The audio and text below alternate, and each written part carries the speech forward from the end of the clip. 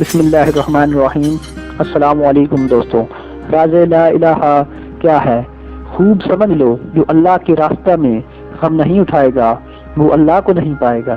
اللہ نے غم اٹھانے کے لیے اللہ سے پہلے لا الہ نازل کیا کہ غیر اللہ کو چھوڑنے کا غم اٹھا لو تو تمہیں سارے عالم میں اللہ ہی اللہ ملے گا۔ لا الہ ہے مقدم کلمہ توحید میں، غیر حق جب جائے ہے تب دل میں حق آ جائے ہے۔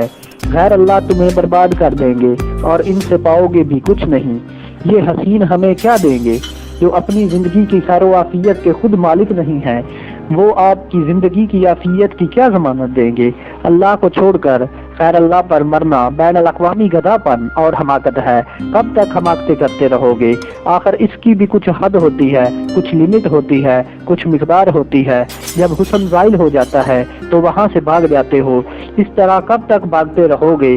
یہاں سے بھاگنے کا حکم ہے، اور جس وقت بھاگنے کا حکم ہے یعنی گناہوں کی جگہوں سے اور گناہوں کے تقاضوں کے وقت، کیوں نہیں بھاگتے کہ بھاگو اللہ کی طرف، یعنی غیر اللہ سے گناہوں سے اللہ کی طرف بھاگو۔ تو میرے دوستو، اللہ ہی ہے جو سب کچھ دیکھنے والا ہے، اور اللہ تعالیٰ کی طرف بھاگو اور گناہوں سے توبہ کرو۔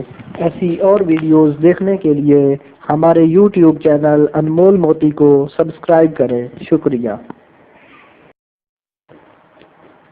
ایسی اور ویڈیوز دیکھنے کے لیے ہمارے یوٹیوب چینل انمول موتی کو سبسکرائب کریں۔ شکریہ۔